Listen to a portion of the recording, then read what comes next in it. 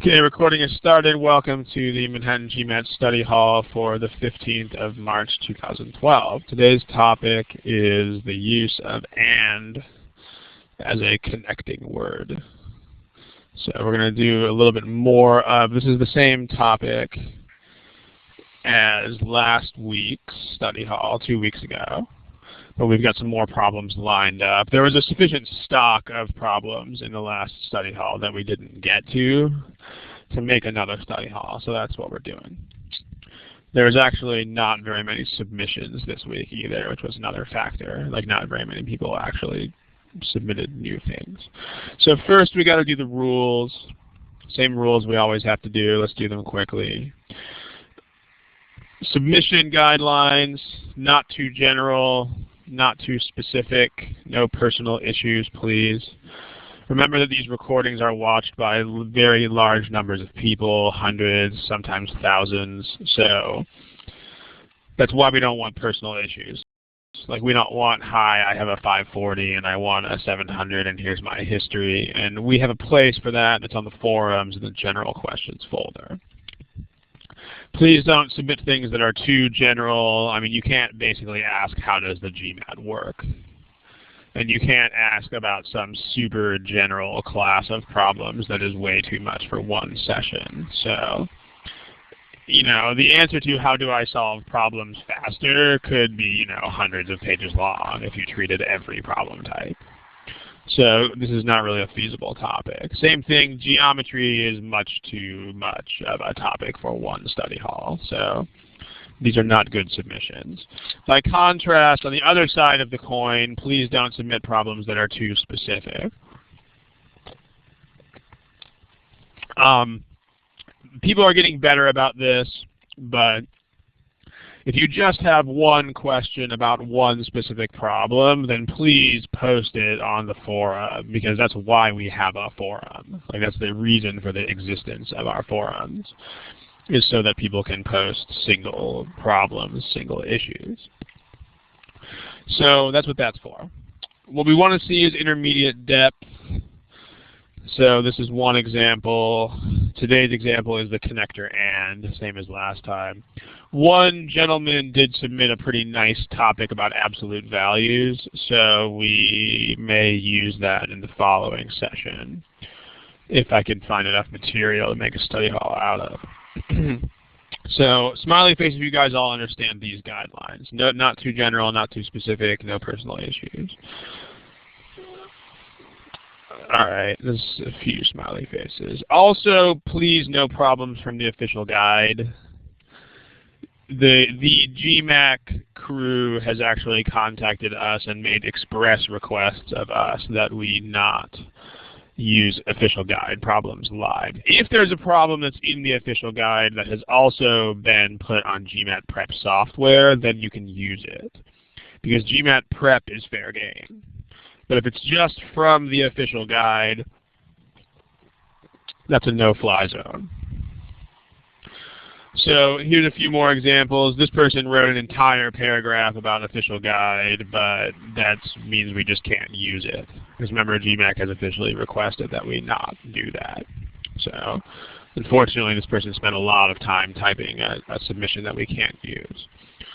Also, please don't submit single questions. Here's one problem. Here's this one issue I had with it. Please post on the forum. Finally, please don't be rude. If you guys do want to be business people in the internet age, then one thing you will definitely need is an exquisite sense of etiquette, and including learning what is rude and what is not rude if English is not your native tongue. I mean, for example, there are languages where you can say stuff like this. For instance, in Spanish, there are words for I, am politely waiting for your reply. They're actually the same words as I'd expected. So there may be something lost in translation here. But doesn't matter in the long run, because if you're going to be doing business in English, then the ugly fact of the matter is that you have to understand what constitutes rude in English and what constitutes not rude in English, unfortunately. So make sure that you are down with that. It will pay dividends more than just the GMAT. More examples. This is a personal study plan. We can't do these. Please don't submit them. Also, there's not a question. Some people have been doing this lately. They've just been kind of saying, here's what happened when I took the test, period, like a narrative. And I mean, great, you can tell a story, but you have to ask us a question.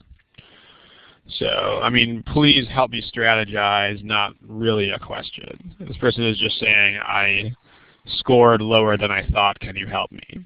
The answer is we can't help you unless you tell us a lot more information. So, specifics on the forum, and then, you know, please don't also do stuff like this. We get a lot of submissions here. It's kind of like any sort of company that gets feedback. We get a lot of feedback, and there's exactly one person handling it here, which is me. And there's a lot more topics than we can use. We use one topic every 2 weeks, and we get a lot of submissions every 2 weeks. That means that most topics we will not use. In fact, if we get n topics, we will not use n-1 of them. So please understand that that's the disadvantage of having a free product that is accessible to a lot of people, is that we have to pick and choose. So any questions about this? If not, we will jump into the meat of today's class. Smiley face if this all makes sense. Smiley face icon. Sweet. Okay, finally, please check the archives. I think people are doing this more, but it's still worth reiterating. We have about 50-some, I think there's more than 50 of these sessions in the archive now. What that means is that if you have any sort of generalized topic, it's probably in there already. So, for instance, I know there's at least one session on every major problem type in critical reasoning. And I know there's at least one session on every major problem type in reading comp. And I mean, by this point, we've covered a lot of ground. We've dug up a lot of dirt, so to speak. So please watch the videos that exist. That's why we post them on there. They're actually totally free, and there's like 50 of them. It's a great resource. But in other words, we don't want to see a submission that's like, hi, could you please discuss inference questions in reading comp? Because we already have 2 full sessions. That's 3 hours of inference problems. So we would want you to watch that first, and then if there's anything about that issue that we have not covered, then tell us, you know, I watched the inference sessions and I didn't see X aspect of inference questions, so there's my submission. That works. So please check the archives, you know, basically do your due diligence, do your research. Any questions? If not, let's go ahead. By the way, DK Littlejohn and others, when I say smiley face, I'm not talking about the chat box. I'm talking about there's an icon over there that's below the window with names. It looks like an actual smiley button that you click on. So let's click on that if we're ready to go and do some problems. Click on the smiley face button, please, if you are ready to roll. Okay. So as mentioned previously, today's topic is the use of and as a connecting word. So this is last week's theme, last session 2 weeks ago. This is the theme of 2 weeks ago as well. It is, we still had a batch of unused problems because the discussion went in various directions last time. So, continuation. When we put problems on the board, please do the following. You'll see multiple choice answers. They should have just appeared on your window. Those are what you should use to answer the multiple choice questions. If you are not new here, you will know this. But if you are new, please do not type answers in the chat box. That's kind of the equivalent of shouting out an answer in the middle of a class, which is sort of disruptive. But more to the point, it's going to influence other people's thought processes. Just click the answer. You won't see anybody else's answer. Everybody will be able to do it independently, and then we will talk about it as a group. So also, please only click one time. This is not, Jeopardy where you have to keep clicking on the button. If you click it twice, it'll unclick the second time. So if you click an answer, one click. If you change your answer, one click on the new answer. So smiley face if this all makes sense.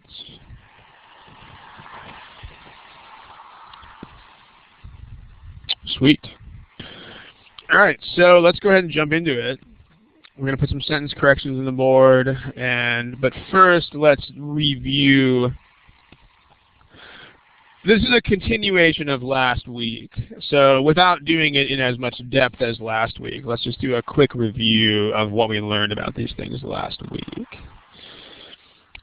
Someone looks like they pressed the hand button. If you have a question, just type the question in the text box, please. You don't need to raise hands. Okay, so what we learned last week, I keep calling it last week, what we learned in the last session is basically, let's condense it. When you use the word "and" by itself, it implies a couple of things. It implies, number one, that there is a parallel structure. But number two, it also implies that you have equal and basically independent things. So here's something that we put on the board last week. It'll show up here in a couple of seconds. Here's from the previous session. So "and" creates a parallel structure between elements that are presumed independent or sequential, but even if they're in a sequence, they're still, separate. And then equal in importance or priority. So I like apples, grapes, and bananas is a parallel structure between three foods that I actually like. So here's a food that I like, here's another food that I like, here's a third food that I like. Independently of each other, none of these is a description of any of the other ones. We ate dinner, saw a show, then went to a club. These are sequential, but they're basically still separate. Like, none of these things are sub-functions of any of the other ones, or dependent on any of the other ones, or components of any of the other ones, or so on and so forth. So this is how the word "and" works. So if you say, a truck crashed in front of me on the freeway and I was late to work, if somebody spoke that sentence out loud, what they would pretty obviously mean is the truck made me late by crashing in front of me. But in the chat box, again, what is the actual implication of the way this is actually written on this page? Like, if you actually write "and I was late to work," what's the implication in the chat box?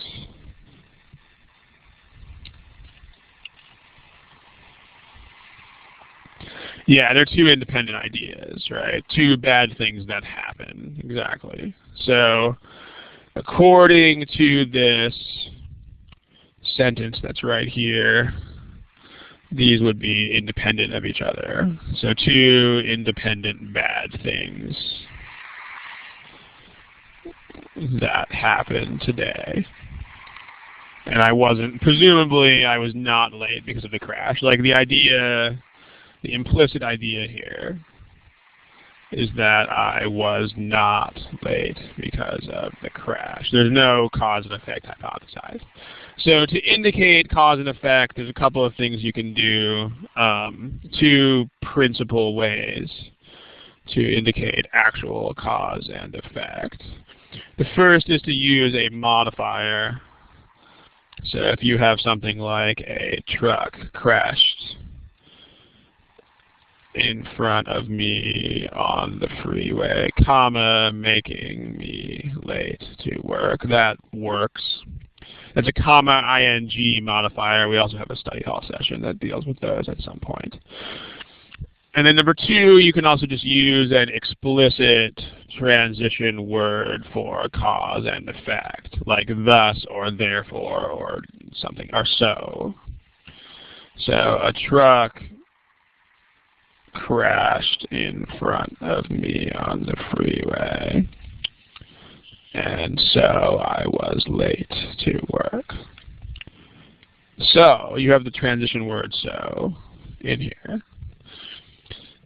That, I mean, even though you have the word end, what you achieve by adding in this extra transition word is you accomplish this message. You transmit the idea that there is cause and effect.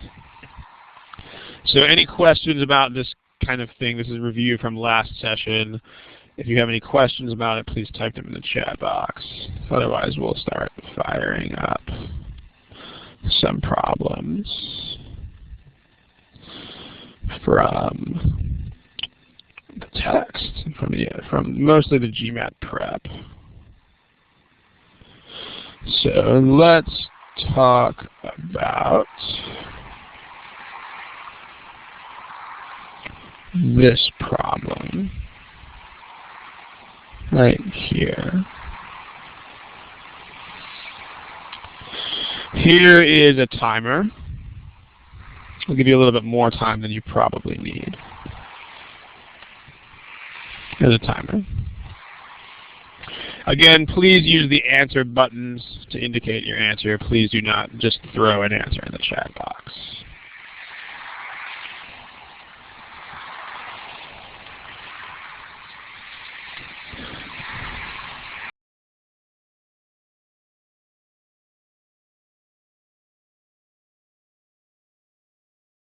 All right, so there's a couple of you who don't have answers to this. I'll give you 10 more seconds. Please indicate an answer using those answer buttons. Again, the answer buttons are below the window of names. But I'll give you about 10 more seconds to jump on an answer to this one.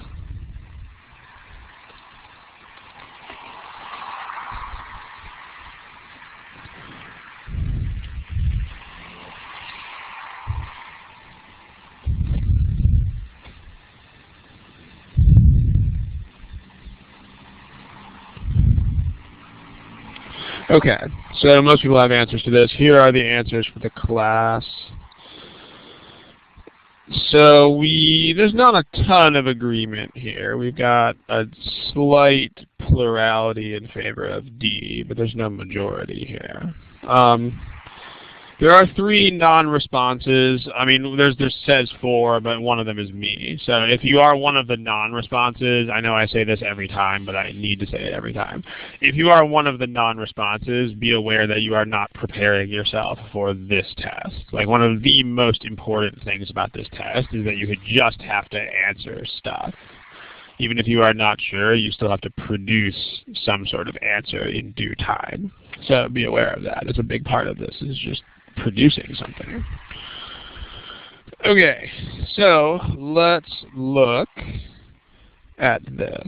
Let's take a look at the ands, because that's the theme of today. Here is the word and. This doesn't have an and. This is an and. This is an and. And these things are not and. What's going on? Tell me in the chat box. What's going on in B and E here?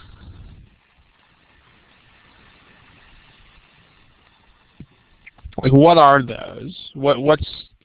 They replaced and it weighs with a comma plus ing construction. What is happening there? Tell me a story about that. See what you say in the chat box.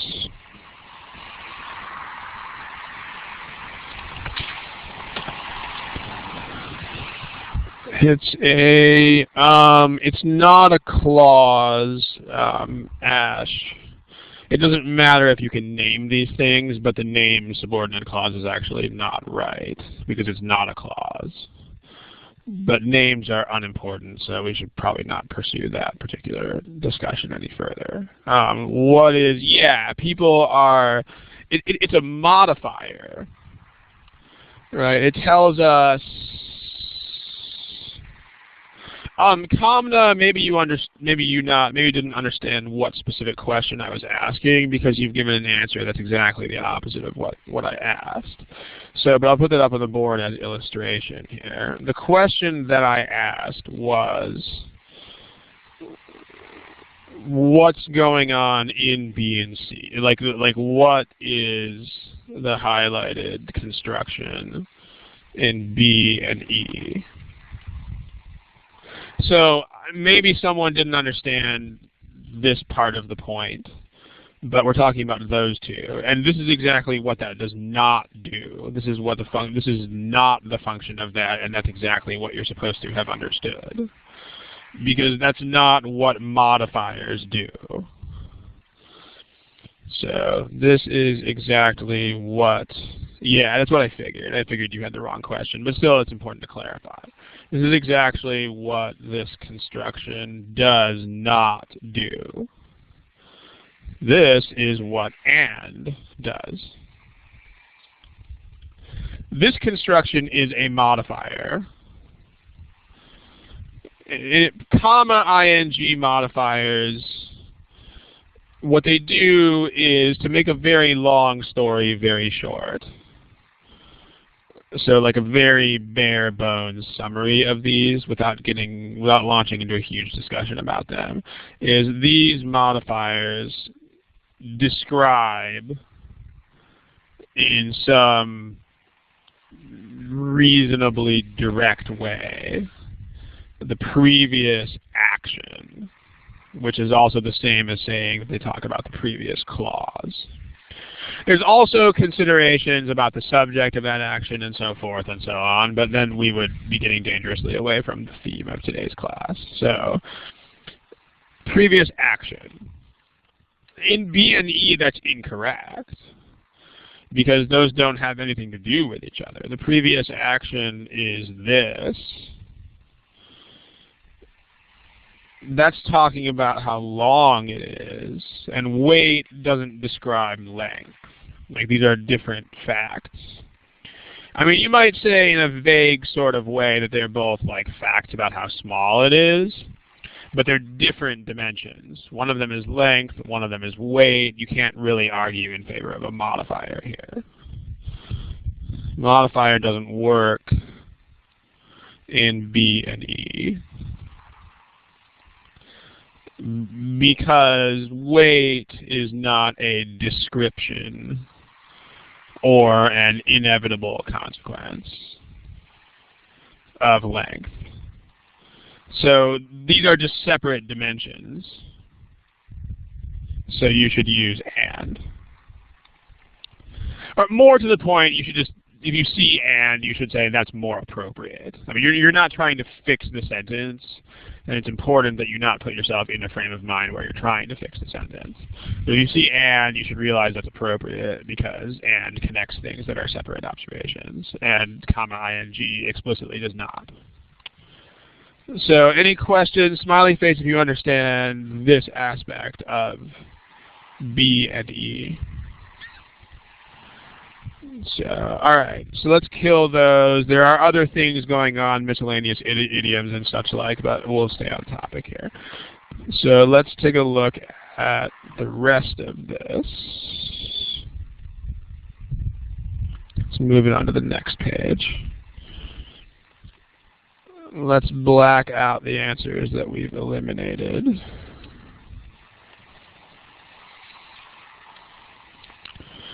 Okay, so B is gone, E is gone. Chat box, what's something else? So we've got the AND. So as far as today's theme, that's pretty much the end of the story. Like, we have what we need to know about AND. The rest of these are all AND. Can anybody seize on any other differences among these three choices? Type about it in the text box.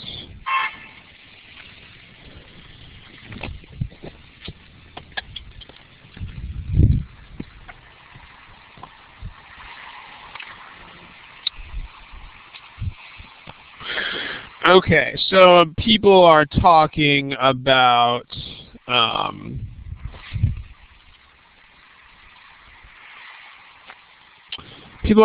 the which modifier, so let's go there. There's actually an entire study hall session on this topic, so what I'll do is just very quickly sketch out a discussion of this, because this is a little bit more complicated than you might think. But if you have the following, if you have a construction where it's like a noun plus a preposition plus another noun, comma, which, and let's call these noun 1 and noun 2. In this kind of construction, the which can potentially modify either of those nouns. So it doesn't have to be noun 2, and I think that's what some of you guys are saying when you say touch rule. It's either noun 1 or noun 2, depending on context. The way that you tell which one it modifies is you use the context of the sentence. So for example, in number 26 of the official guide 12, I can't put the whole problem up there, but I think I'm under fair use by using one fragment of it. So for instance, in the correct answer to official guide 12, number 26, the correct answer has Emily Dickinson's letters to Susan Dickinson, comma, which were. Notice what's going on here. Someone is talking about mission critical. I know that's a word that's used somewhere in the strategy guide. I actually don't know what that, I don't know what mission critical is. I haven't seen that part of the strategy guide in a while, so we'll have to not use that particular language, like maybe explain it some other way. This is noun 1, this is noun 2, and then that's a preposition. But in context, it's clear that which is not Susan Dickinson. Because number 1, it can't be. That would have to be a who anyway. I mean, a person can't be a which.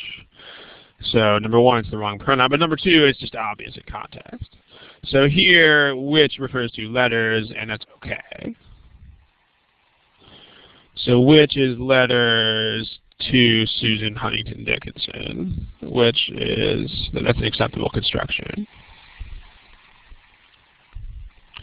So the complaint about C here is probably not as valid as some people think it is, because this is a noun 1 and a prep and a noun 2. This is a camcorder is noun 1, prep, noun 2. And which is actually the camcorder, so I think we are actually okay there. I mean, it may, if you can do this, this is better, but this is not wrong. And let me just make sure that I articulate that point as well.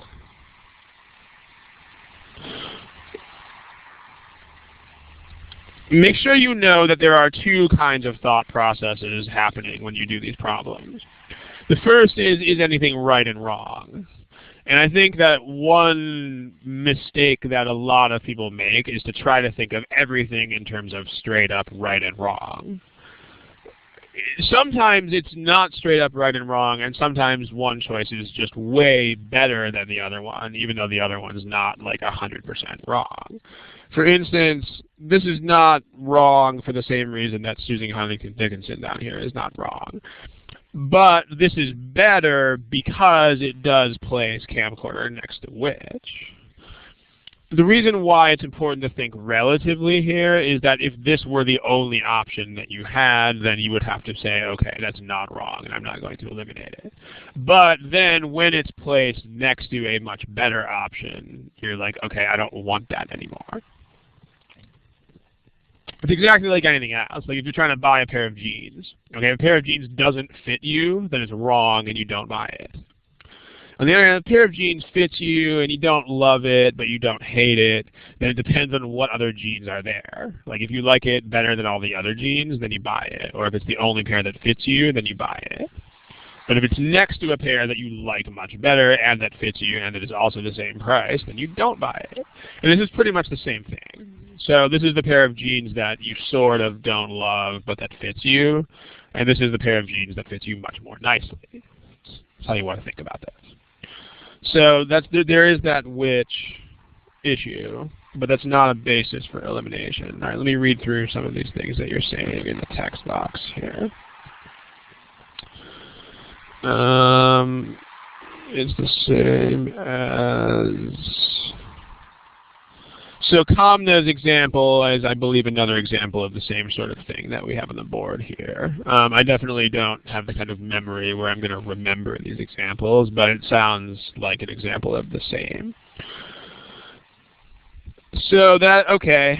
So now you can't really use which. The end of the very long story here is that which is not a firm basis of elimination here. So let's try this again. How about something else? Let's talk about this and versus this and.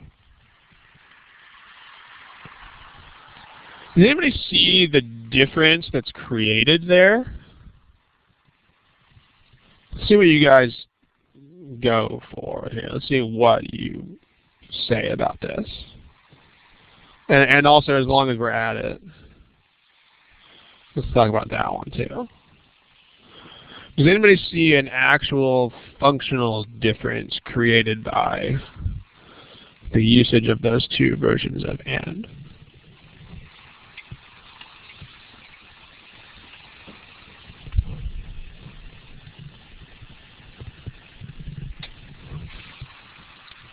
I see some people typing. Well, you might be typing here for a little bit because this is not a simple question with a short answer. So we'll wait for a little bit.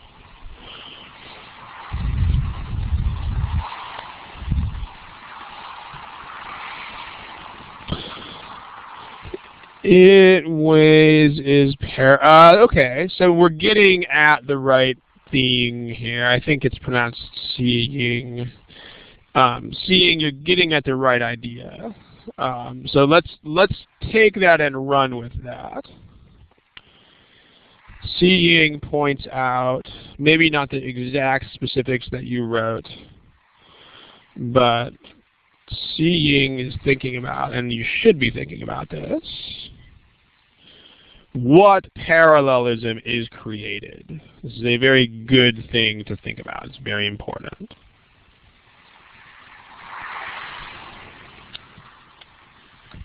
Okay. So, what parallelism is created? Well, let's take a look at D.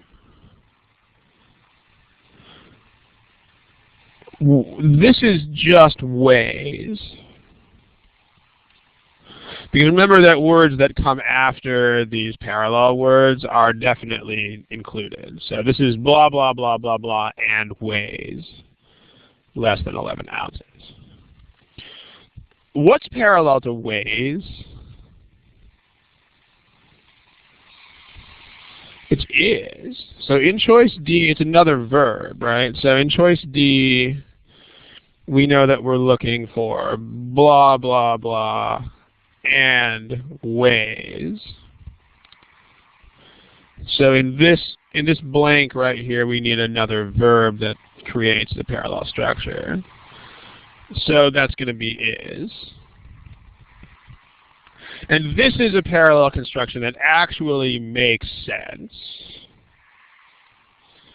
because there are two interesting facts about the small size of this device. Number one, it is as long as whatever. And number two, also interestingly, it weighs X amount. That's the actual parallel structure that is intended here. Like, remember, when you talk about parallelism, you should always be able to call the parallel structures A and B, or like X and Y, if you were speaking out loud.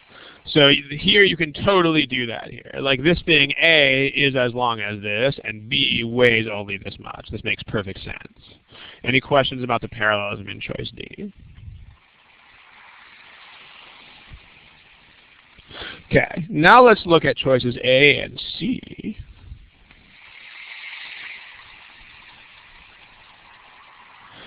parallelism in choices A and C is blah, blah, blah, blah, blah. And it weighs. So what we have here, in order for this to work, this time this guy is actually a complete clause because we have a subject and a verb. We have it weighs. So to have a parallelism, you need another clause. Where's that clause?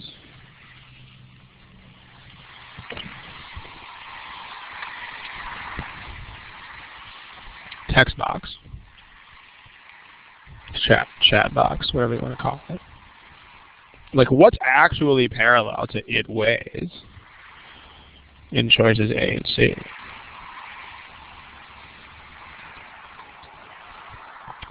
Yeah, it's the main clause, right? It's the electronics company has. Because everything else is modifiers, and you cannot put a modifier in parallel to a clause. So let's take Satish's out of here, and you got this. So choices A and C are saying, weirdly enough, that the electronics company weighs about 11 ounces. It's kind of strange, right? The electronics company has unveiled what it claims to do this. So the electronics company has done this. Modifier, modifier, modifier.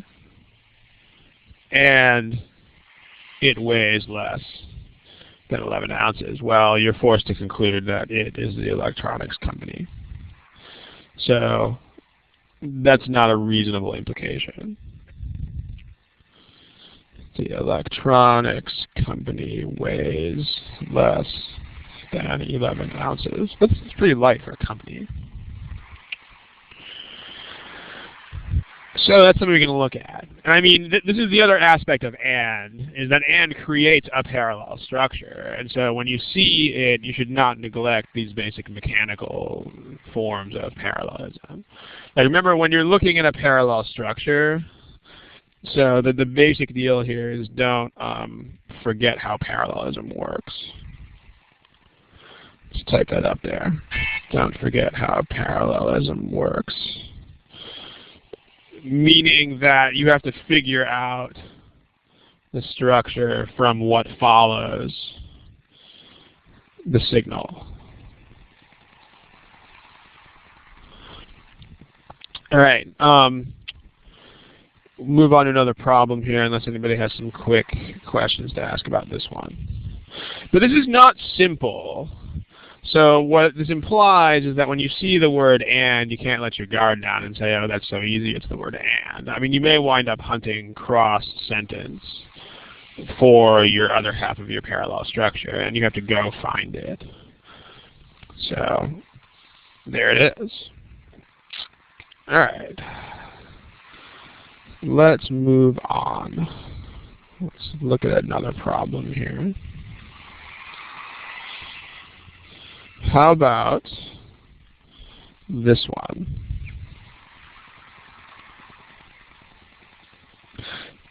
Yeah, I mean, we just got done explaining why A and C are wrong. So the answer is D. Sorry for not explicitly saying that. These are incorrect. Okay, let's try this. Clear out your answers. This problem's nice and short, so I'll give you less time. As a reminder, please use the answer buttons. Here's a timer.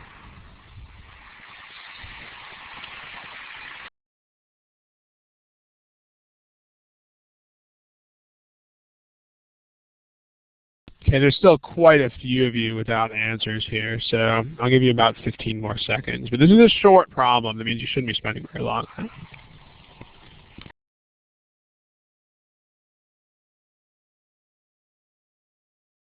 it. Okay, there's a Holdino, there's a Shrushti. Shrushti just answered it. Okay, there's a Benita. If you guys have not answered the problem, it means you got to get on it. Remember that it's the GMAT. You're not allowed to abstain. Here are your responses as a class. All right, so there's a it looks like a majority because I mean it counts me as one of the non-responders. So this is a very slight majority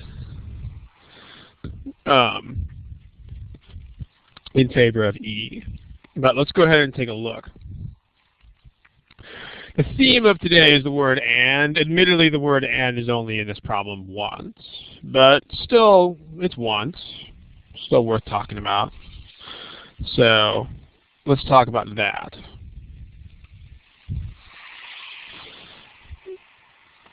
How does that work? Chat box. Just the and. Like if you're gonna, so don't write about other mistakes at the moment. We'll wait on that. Yeah, what we're implying is that there's not really a relationship. So Karen, that's what I was saying, like don't go there yet. Like just the and. Let's just talk about that right now. It doesn't make sense because these are not separate facts. I mean, there's two things going on here. The two facts about this worm or moth or whatever it is they talk about. Number one, it's a critical source of fat. And then number two is the bears like find a whole bunch of them under the rocks. So this thing is a critical source of fat. Number two fact is that the bears like go hunting for ridiculous numbers of them. So, okay. These are not independent. I mean, one of them is kind of an extension or an explanation or a detail about the other one. These are not independent observations. Number one is the reason or rationale for number two.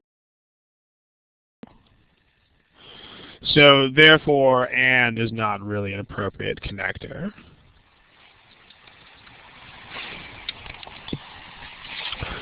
So what is actually going on here? Well, so you don't want that. We'll talk about pronouns and stuff in a second. What about comma ing? As long as we are talking about comma ing in the last problem, does anybody know how that works? Let's have a digression here. If it says comma overturn ing, who does the overturning?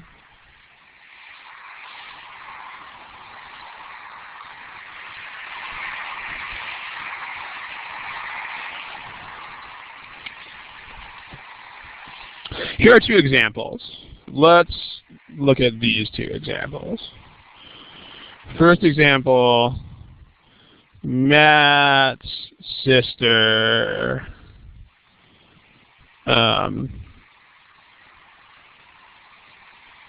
slapped him, comma, angering the children's father. And then the other example would be Matt was slapped by his sister, angering the children's father. Okay. Let's talk about who made whom mad in these problems. Like who, I mean, in both cases we're talking about the same action. Yeah, Matt's sister said pow across the face or whatever. But what's the difference between these two sentences? Let's see if any of you guys can explain briefly in the text box.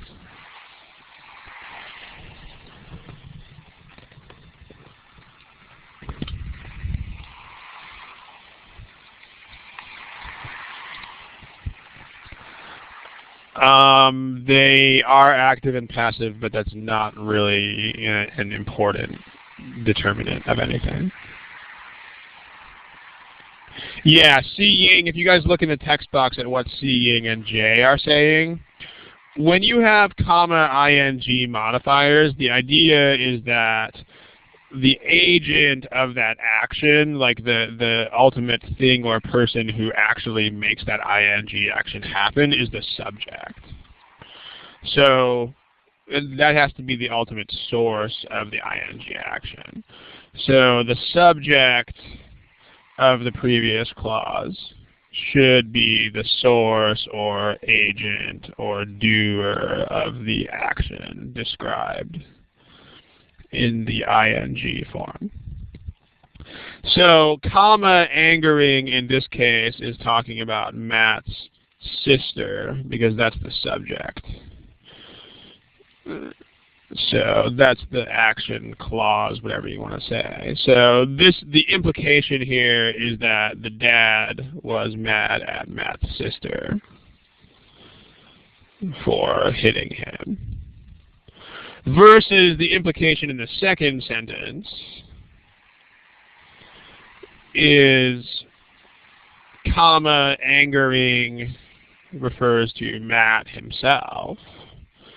So the implication here is that dad was mad at Matt, like presumably for being hit by a girl or something like that. There's very different meanings here. Like they're describing the action that is ultimately the same, but the modifier is talking about the generator of that action. So there's different things here about. The user as RA, if you're talking about something called possessive poison, that's something that you do not have to use ever. And in fact, that the official people have edited out of the most recent editions of their books. So we should probably not pursue that thread. So notice this also makes C incorrect, because according to choice C, who's overturning rocks? The moth is, right? Because this is kind of like Matt's sister slapped him, angering the children's father, so subject is the moth. So according to that modifier, the moth is overturning the rocks. That doesn't really make any sense.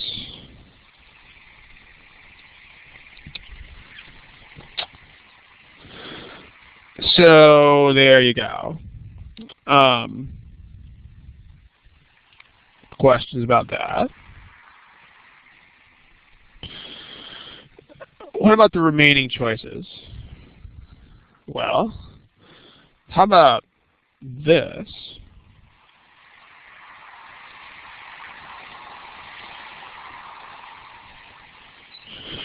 When you see that kind of difference, you should definitely be thinking about whether that pronoun is acceptable.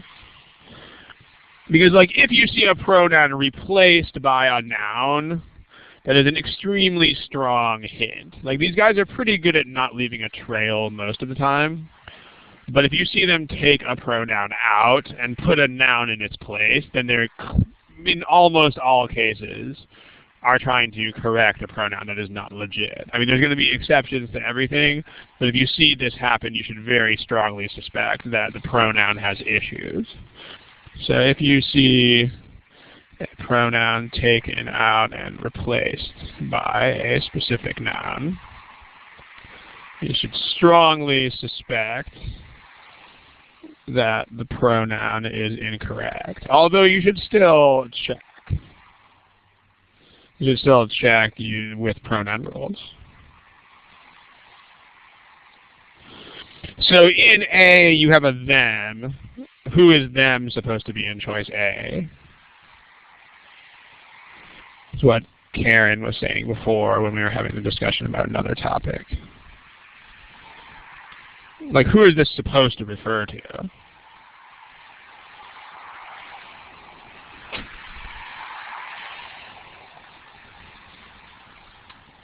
It's supposed to be the moth, and that's not legit because the moth is singular. So, like, this is intended to mean moths, but it can't because moths is not, there's no plural word there. Moth appears as the singular form.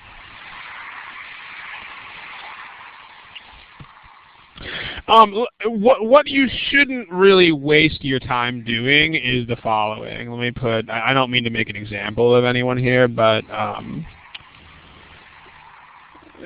just as a quick, don't waste your time doing this, but it refers to bears. There's no reason to assign a pronoun that is incorrect. Like, when you think about a pronoun, what you should just do is say, what should it stand for? And can it stand for that? So what should this stand for? It's supposed to be moths. Moth is not plural, so you're done. There's no reason to look at bears. There's no reason to look at rocks. There's no reason to look at any other plural noun because the noun that you want is not there. So, in other words, what I'm saying, I'm going to go ahead and delete this from the slide in a second, but this part of the thought process is a complete and total waste of time. Because as soon as you figure it out that moths is the intended thing here, then, oh, look, it doesn't say moths. Done. Incorrect. So a lot of people do this. A lot of people frantically hunt through other nouns trying to assign the pronoun. But why would you do that? I mean, if it doesn't assign to where you want it to go, it's wrong. All right, let's get that off the board. B is not a sentence. I mean, you can't, in brief, a semicolon is like a period. And after a semicolon, you would have to have another sentence. So this overturning rocks is a fragment. Fragments are not sentences, so this is not okay. And then we can cross this one out in green because of the pronoun issue.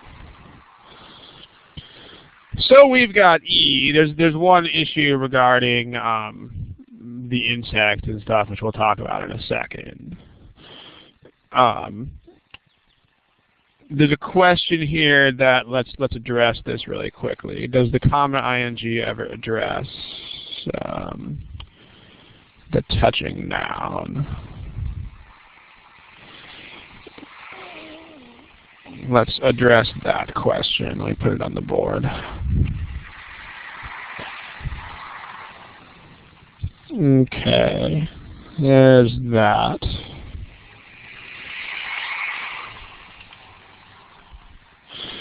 So Dilip's question, I think I'm pronouncing that right. Dilip, I'm not exactly sure how to say that. I think it's something like that. There's the question. The answer is, if it follows a clause, then no. But if it just follows a noun and doesn't follow a clause, then yes. So if the modifier actually comes after a clause, then no. But if it just follows a noun and doesn't follow a clause, then yes, it can. And here's an example of that. If you say, like, the two injured birds, comma, flapping their wings frantically. Sorry about the noise in the background. I'm outside right now. Flapping their wings frantically, comma, searched for a safe place to land. This is a correct sentence. Like, there's no danger of any issues with this modifier because there is no clause. So you can't talk about modifying a clause because there isn't one. So in this case, the flapping their wings frantically is definitely talking about the birds, and that's totally legit. So Dilip, I hope that clears that up. Okay. Let's look at the other question that was in there before, which was, let's go ahead and get the correct answer here, because that's what the question was about. So let me see how I can work some magic here. Let's get that to go away. So that is grizzly bears, which overturn the rocks to find the bears. Okay, this is your correct answer choice here. The question, I know the 40,000 got a little bit cut off here, but that's fine. I think you guys get the point. So the question that a couple of people asked, it looks like Si Ying has found an example of this. Let's go back to that really quick. That's impressive. Si Ying, how did you find that example? Like, did you have it bookmarked under some kind of topic, or is it? Well, I mean, I know it's in a question, and it's one of the official guide questions. But like, how did you find it? Like, did you have a bookmark? Did you have it bookmarked under ing or something like that, or is your memory just that ridiculous? I mean, that's a pretty amazing skill of memory if you just remember it. Okay, I mean, well, I'm flattered that you remember my posts. I mean, I don't want to talk about this forever, but what I'm wondering is how you remember that particular question right off the top of your head. Presuming you've read hundreds of posts, I mean, that's pretty amazing to me. But anyway, let's go back to this. The question that was being asked by a couple of people earlier was this modifier. How do we know what this is talking about? The question is basically, is that a reference to bears or to rocks or to insects?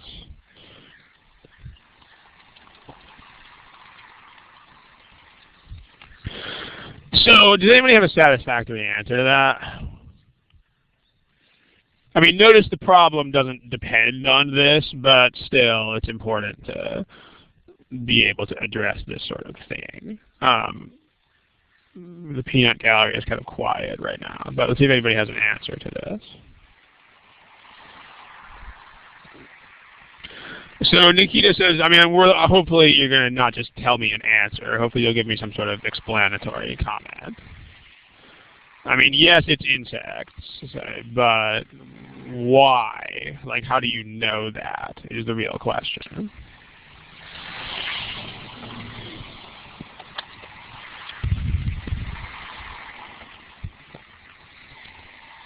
I mean, how do you use modifiers? Like, if you really had to summarize modifiers in one sentence, like all modifiers, can anybody give me a one-sentence summary of how basically just about all modifiers work?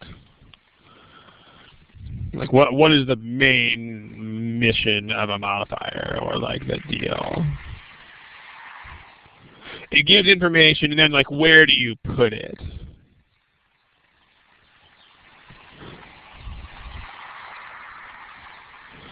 Well, I'm looking at all modifiers. As close to that's the point, right? As close as possible to the stuff that you are actually talking about.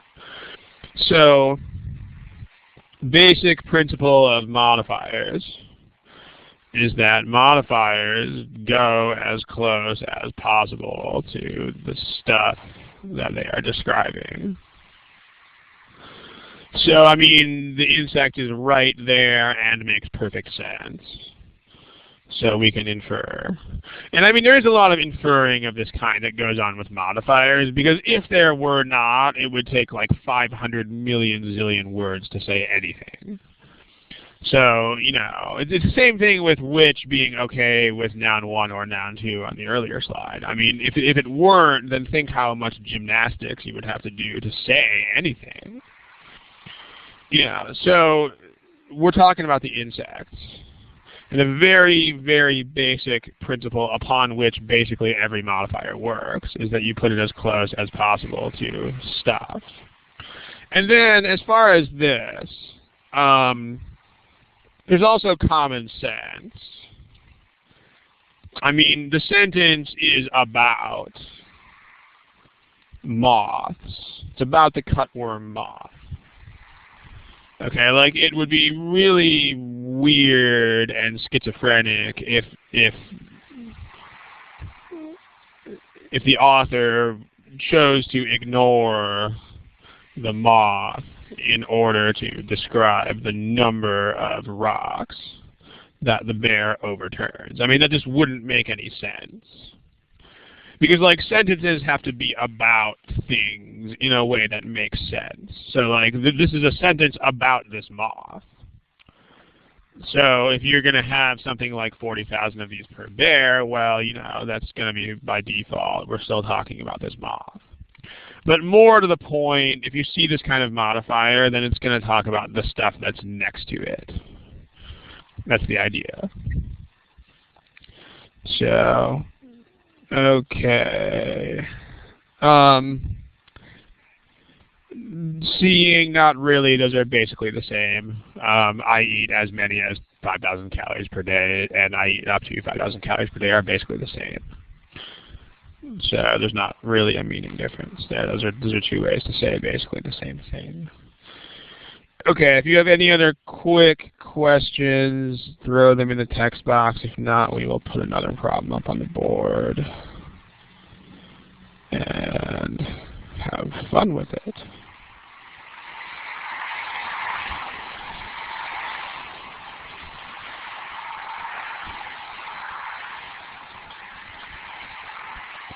Okay, let's look at another one. How about this one? Okay, please use the answer buttons. I'll give you a timer. Have fun.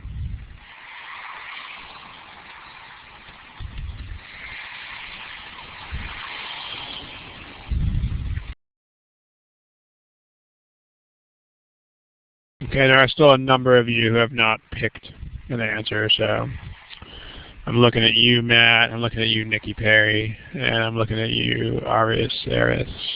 Please pick something.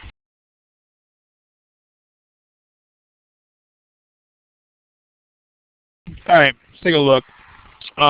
Here are your class statistics. Where are they? There they are. Okay. So we have a plurality of C's. It's not a majority by any script. What am I talking about? It's not a majority by any means, but it's a plurality. Let's see. Well, there's an and in choice B and choice E, which is the tie-in to today's theme. That's an and. That's another and. Someone in the text box tell me a story about those ands. Like, is that legit? Is that not legit? Etc.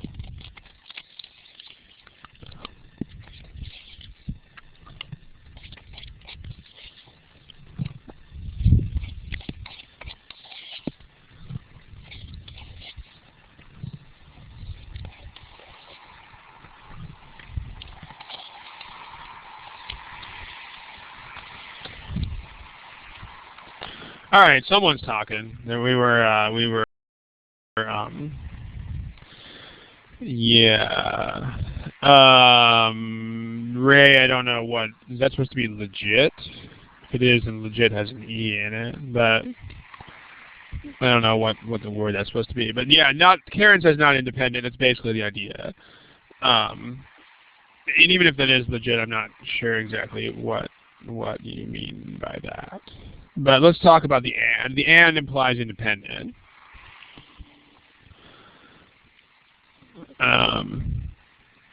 Independence. These things are not independent. Because the second part, which is, you know, the northern and southern Indian alphabets, come from here, is a description or additional information about the Aramaic script. So therefore, and doesn't make sense.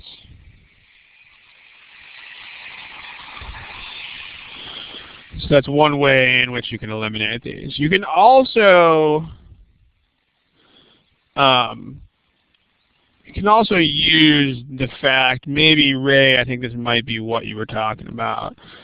You can't do this. Like which actually has to introduce a clause with a, like if you say from which or to which or in which, you actually have to have a clause after that. So you have from which or to which or according to whom or etc. You actually need a legitimate clause with a subject and verb. That's what, I mean, that's what makes something a clause. That's redundant to say that. But so if you say, for instance, this on the counter is a large box in which found most of my store coupons. On the counter is a large box in which are found most of my store coupons. On the counter is a large box in which you can find most of my store coupons. Okay, let's evaluate. What I'm going to do is I'm going to give you guys yes or no options here. You're going to see your A through E go away, and you're going to see red X and green check. So for each of these, go ahead and tell me if it's right or not right. On the counter is a large box in which found most of my store coupons. Green check if that's correct. Red X if that's not correct.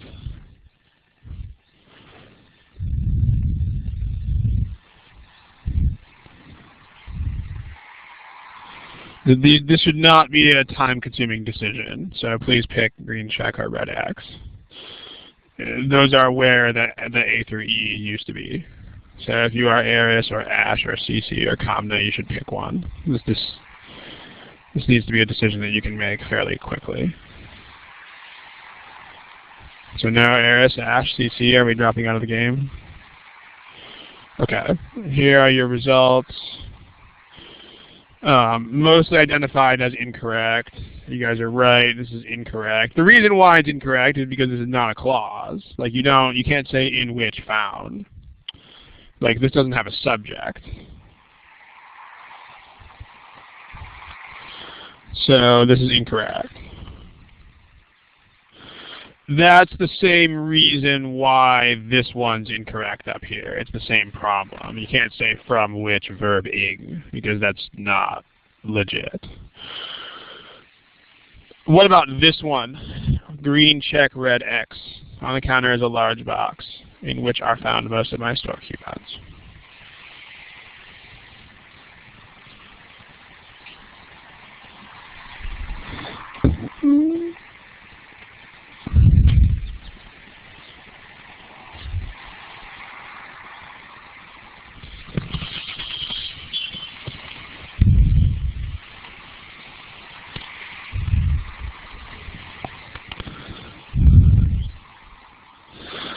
Everybody pick green check, red X, please.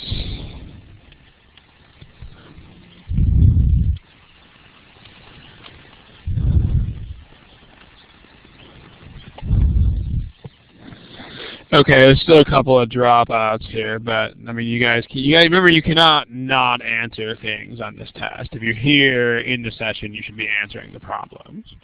But so people are split on this. The slight majority is correct. This is okay. It's a little bit of a tricky construction, but let's talk about what's happening here, because you do have, I mean, this is what's going on in A, C, and D. You can have a subject that comes after the verb, sure. So you have, you know, I mean, there's reverse construction, in other words, subject after verb. Sure, there are lots of sentences that are like this. The most simple example I can think of is there is or there are. Like, there is one car in the driveway. There are two cars in the driveway.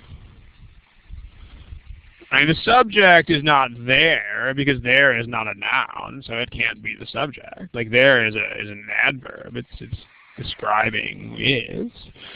So the subject of these verbs is the cars that follow them. I mean, in other words, this is, grammar-wise, this is the same as one car is there in the driveway, but it's used differently meaning-wise.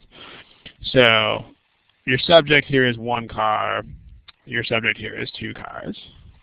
It's not just there is, there are. I mean, anytime the stuff in front of the verb can't be a subject, then your subject is behind.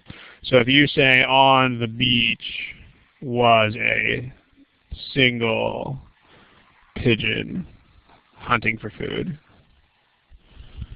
versus on the beach were two pigeons hunting for food. These are both correct as well, because on the beach is not a subject. It's a modifier, a prepositional phrase. I mean, those things can't be subjects. So here's a verb. Here's a verb. The subjects are not on the beach. So the subjects are this: single pigeon, two pigeons. So that's the construction that is going on here. Are found is the verb, and most of my store coupons is the subject. This is actually, you can say, in which most of my store coupons are found. This is actually the same construction. So, in which are found these things. Importantly, that's the same construction that is used in all of these remaining answers, one of which has to be the correct one. So, this is, you have the from which, that's a verb, that's a verb, that's a verb. And then here you have subjects.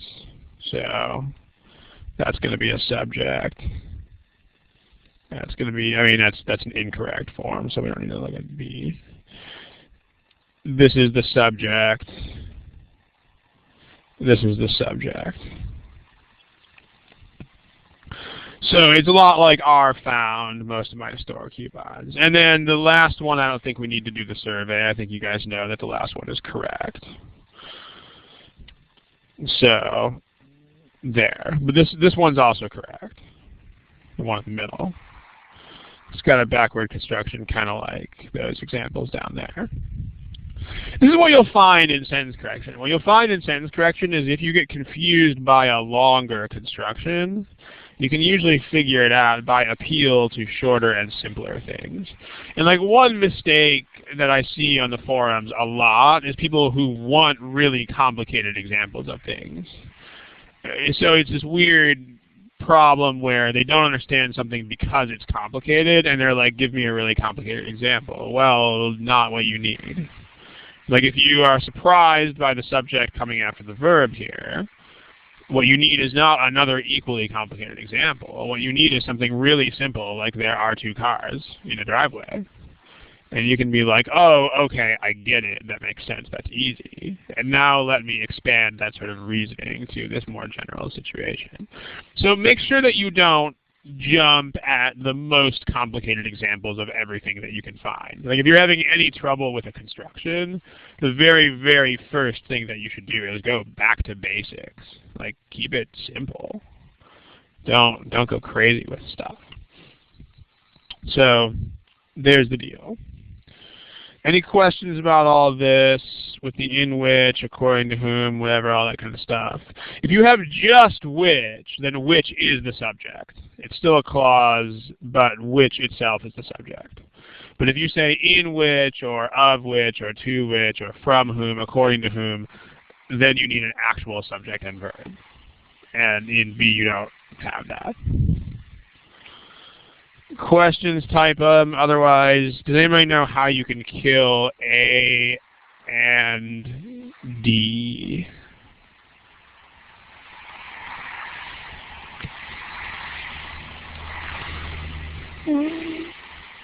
Yeah, it's subject, verb, and agreement. Bringing, how is bringing the clue? Karen, if you could tell me more about that, I would be interested in hearing about it. Because I don't see anything obvious about bringing.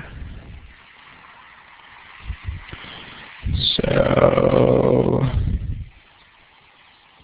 well, okay, you're talking about verb tenses. There's nothing wrong with a past tense because this stuff did happen in the past. I mean, you can look at this in one of two ways, and this is the problem with verb tenses, is that a lot of the time it depends on the perspective that you're taking on the situation. Because like here we're talking about an alphabet that comes from other alphabets. And there's two ways in which you can look at that. The first is you can say historically some people once upon a time like actually made these alphabets from that one. In which case you actually would want the past tense. You would actually want was derived. I mean, you would want were derived, but I mean you would want that tense. On the other hand, you could also take the perspective of, hey, these are alphabets that still exist. So I can speak about them in the present, you know, to emphasize that these are existing items, but I'm talking about their origins. So in that case, from which derive or derived would make sense. These are both fine. So it's kind of like saying tortillas are made from corn because, you know, people still make tortillas. Tortillas were first made from corn or were made from corn also makes sense if you are talking about the historical event of, whoa, somebody made tortillas for the first time. So you can't use the tense to eliminate. That's incorrect. Also, if you think bringing is the present tense, then that's hugely wrong. So not to harp on that for too long, but INGs don't have a tense at all. Like INGs just adopt whatever the tense is that they're attached to. So if you think that ING is a present tense, number one, no, it's not. And also, number two, it can't be because we're talking about the 5th century BC. So there's no way this could be the present tense. So, okay, but back to the main elimination here. I mean, what you've got to notice is the splits here. When you have a difference that is this stark, was, derives, you cannot afford to let that go. So if any of you guys are using verb tenses and stuff instead of that, that's a really, really bad mistake. Because this is a very binary, very straightforward kind of split, and verb tenses are extremely complicated and subtle and perspective dependent. So that's not good prioritizing. This is singular, this is plural, and this is singular. So you gotta use that. It's like 0 or 1, the light bulb is off or the light bulb is on. And in this case, the subject is something plural. It's multiple alphabets. So not singular verb and not singular verb. So in other words, don't let your attention flit all over the place. Make sure you prioritize. Don't miss obvious or binary splits. Also, the other aspect of prioritizing is that verb tense is a minor topic. It is not nearly as important as things like parallelism and agreement issues and modifier placement and pronouns and so on. And as you've seen in this problem, verb tense is also very subtle and very, it's not as well defined nor objective as these other things are. So verb tense should basically be priority Z if all these other things are priority A. Like, you should not really put much thought into verb tense until you have fully mastered parallelism, pronouns, and so on. Let's talk about this difference here that we haven't we haven't discussed this yet. Does anybody want to elaborate on that?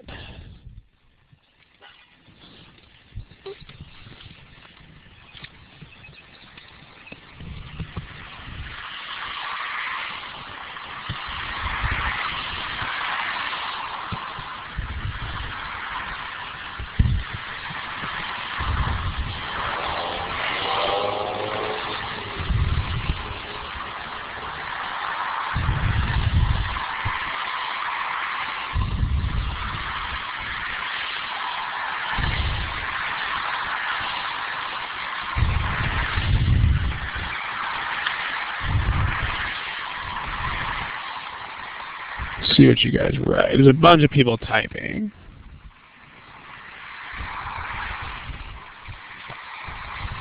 Yeah, you guys are on this. Not TTW, but everybody else is getting the point here. It's not TTW, no. I mean, it is... it can still be the empire, even though the empire is not right next to it. In fact, pronouns would be pretty much useless if they had to modify what was right next to them. But it's not a pronoun issue. The issue is, again, what's the number one principle of all modifiers? Is that they should be close to, I mean, one thing that I think a lot of people don't appreciate is that you can solve like up to half of all modifier issues by just applying this single number one principle, which is you should put the modifier as close as possible to the stuff that it's talking about. That's it. So if you see something like this, where in A and B it's farther away, and in C, D, E it's closer, then C, D, and E are better.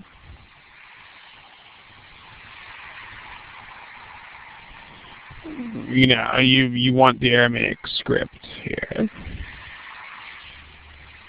These things are talking about the script. So if script is at the end, then there you go. I mean, touch rule, again, be careful with being overzealous about a touch rule, because that can get you in trouble. Like, where's the problem about Emily Dickinson who was in here? I mean, a lot of people are very much overzealous about the touch rule and get in trouble for that reason. Like here, it's this one.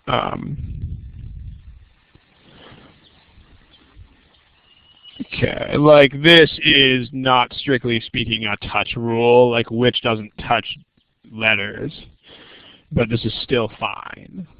So be careful with that. Jay Sheng, I don't remember seeing your name before, so maybe you just logged in recently. But the touch rule, quote unquote, is not as simple as it might seem at first. I mean, you have to introduce it in that kind of simplistic form, but that's just an introduction. That's not all there is to it.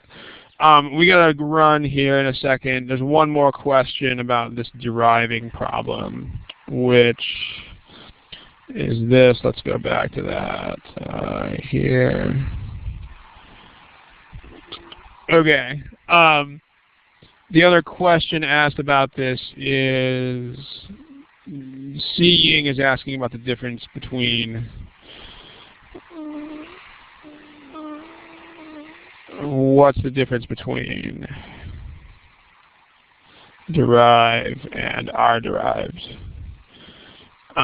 This is one of the few verbs whose meaning is largely the same in either voice. This is one of very few verbs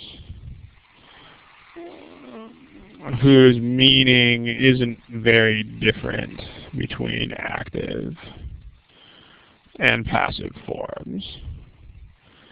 In other words, like this is, I mean, it's a little bit different, and I'll try to tell you what the difference is. X derives from Y means that Y is the source of X, which is a general statement of fact. Like, for instance, I don't know, like,